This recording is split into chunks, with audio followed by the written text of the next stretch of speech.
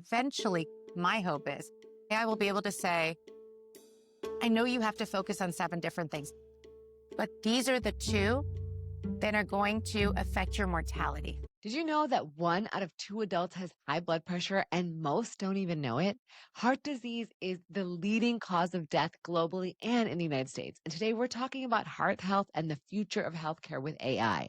Welcome back to the Rena Malik MD podcast, your trusted guide for leveling up your health, sex life, and relationships with evidence-based tools.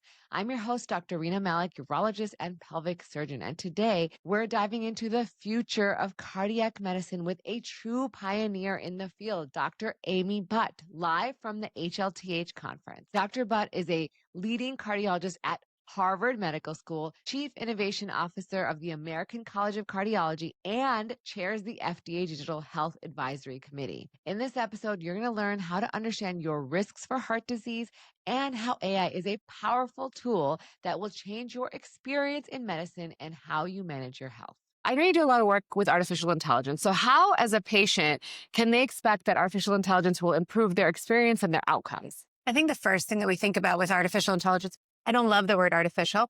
I like to call it collaborative intelligence, right? It's something that's helping us. But for patients, what we have to recognize is partly the experience with the healthcare system. It's not really all that smooth anymore. It takes a long time to understand what you need, get an appointment. And I think a lot of the efficiencies of healthcare are going to improve. So that's on the medical hospital clinic side. If you're thinking about being a patient, gosh, what an opportunity for patient agency. You know, people used to say Dr. Google and things like that, but now we can really take all the information that's out there and we can turn it into something that you can understand. So for example, I was reading something about cars the other day and I was like, I don't get it. And I said, explain this to me like I'm an 8th grader. And it did something. Then I said, explain it to me like I'm a cardiologist. All of a sudden they turned the car parts into heart parts for me and it clicked. And I was like, yes, I get it. And so in that sense, generative AI, this large language model, chat GPT type thing, that's going to be really interesting for patients to be able to learn more about themselves and then come to healthcare much more informed, right? Yeah. And that's what we're looking for. It's so important. I mean, that's why I'm on social media. That's why I started on social media, is really to like teach people and educate them at home, because we have such little time with patients to really educate them on what's going on. And so if AI can help in that way, that's great. The one thing I'll say to you about you, though, is you're unique. I think we do have a little problem with culture in medicine, which is we're very paternalistic, right? Absolutely. Or maternalistic. And this idea of like, do what I say. And I think we need to really change. The phrase I like to use is it's not consumerism, it's patient agency. Yeah. Like, wear your wearables, look up information, ask ChatGPT. Ideally, they're going to be more medical-based large language models. So you're not actually asking like literally the ChatGPT, but you have a medical one.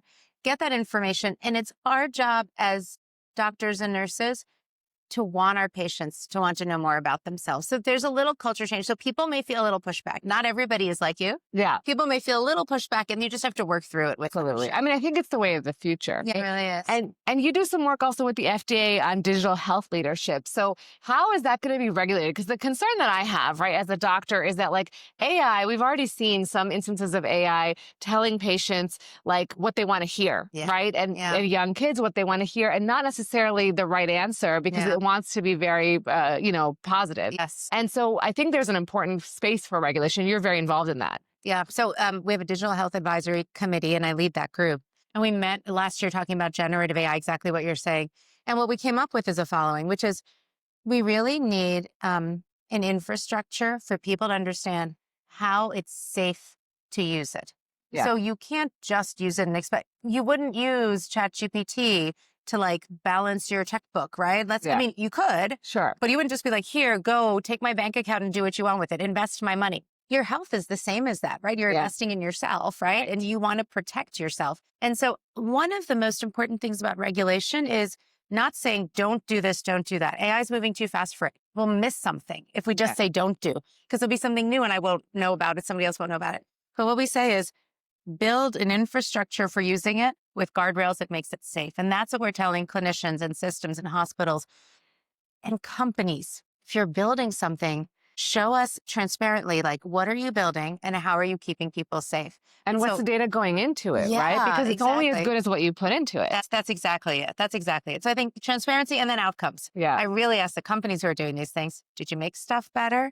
Or did a lot of people just use your thing for 3 months and then stop? Because that's not helpful. Right. And how do you measure that? Yes. Right. In a meaningful way. Yep. Yep. And then, in the same space, like I said, what goes in is what comes out. And research itself, right? If you use research, it's already very biased. Like there's less data on women, there's less data on minorities by far compared to the general population. So what applies from research is that we don't know enough, right? And so I think that's something important. And maybe you could speak on that, is like how AI can only do as much as it's taught. Yeah. So yesterday we kicked off health with a Women Have Heart panel on the main stage. And we were really focused on the fact that you can't apply something that's not done in people who look like you, right? You just can't say, I did it in this. I studied this in dogs and bunnies and cats. Doesn't work. The same is true for like men, women, different ethnicities. And so doing more research is important. What I will say, I'm really excited about patients being their own kind of agents, because randomized trials that take a long time, gosh, we're going to be waiting forever for every ethnic group, Absolutely. every, gender, whatever, to be able to do that. But if you start to take real world evidence, like if you're using an Apple Watch or a Whoop or whatever else, if you have data about yourself and your health record, it's your data, and you're willing to share that, we can start making registries and learning so much more using AI so much sooner and be like, hey, it's not perfect for you, but if I look for women who look for you at this age, who look like you at this age, I noticed these trends, right? Yeah. Or like, here's a knee surgeon that's done a lot of knees in a woman your age, in your area, right?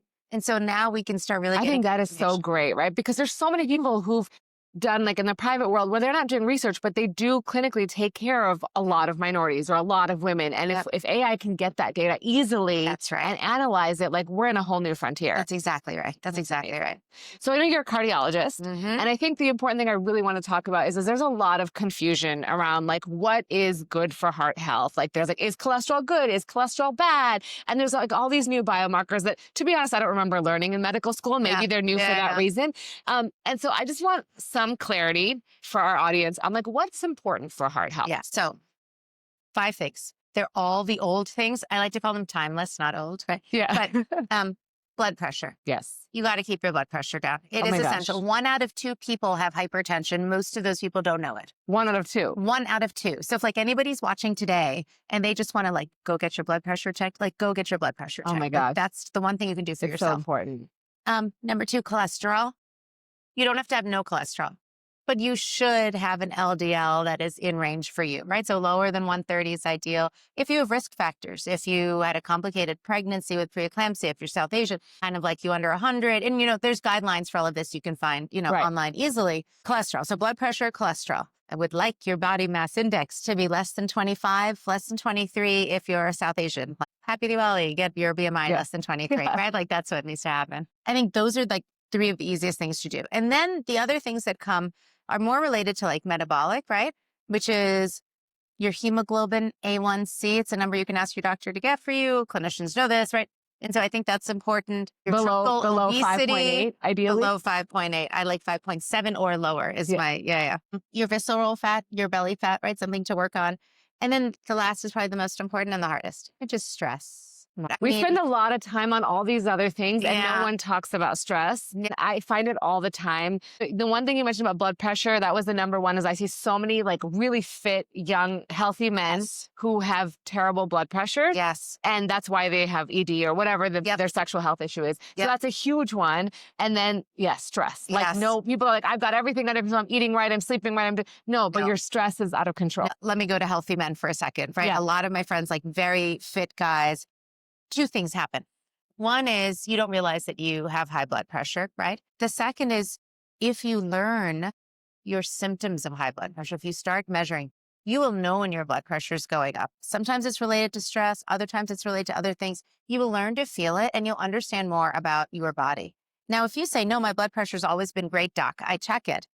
I say you're still not immune because when you age, your arteries get stiffer. We don't have a way to stop that yet. You can still develop blood pressure later, even if you don't have it now, even if you're fit. So checking blood pressure is never a wrong thing for anyone. And it's easy. Yeah, simple. And then in cholesterol, I think a lot of people are misinformed and think that cholesterol is okay for you. Like there's been a lot of sort of social media, and I think part of it is like people are doing short form video and they say something and it's taken out of context. Yep. And so let's break down a little bit of like LDL versus total cholesterol versus sort of like what are people, because people are like, oh, my total cholesterol is high, but that's okay. I hear that all the time. I've kind of myself stopped looking at total cholesterol. I look at the HDL, the high density lipoprotein. That's the good cholesterol. Yes. Part of that's genetic, right? Like I could have gotten my mom's HDL. I got my dad's. Sorry, Dad.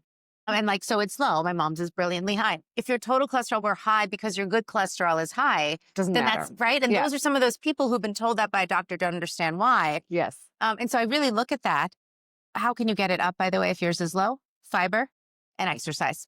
Fiber and exercise. Okay, we think it makes it a little more, it's a protective cholesterol. LDL is the bad cholesterol, right? This is the saturated fats cholesterol. This is the fried food cholesterol. Mm-hmm. I love eating eggs, but what I will do if I'm getting in the habit is I will start to drop the yolks after a while, right? Like you can have one yolk with 3 eggs, right? And you can change your habits. So you don't have to stop eating things completely. For LDL, that's the key, to moderate. Like ideally no fried food, right? Ideally reducing red meat. But beyond that, things like avocado, egg, other stuff that's in your diet that may have cholesterol, just moderate all of it. If you try and cut it out, everybody rebounds. Everybody rebounds from like the healthiest diet. So just find what fits for you is what I try to say. Right. And I think the other thing about red meat is there's a lot of like confusion about red meat because all the data is on like traditional red meats, which are not lean red meat. That's right. Is there any evidence about lean red meat on heart health? So lean red meat still actually has cholesterol in it, just by definition. And so I tell people again, if you are going to eat and you do it in moderation and you're watching your cholesterol, then that's fine, right? I think that's okay. The other thing is I think we need protein.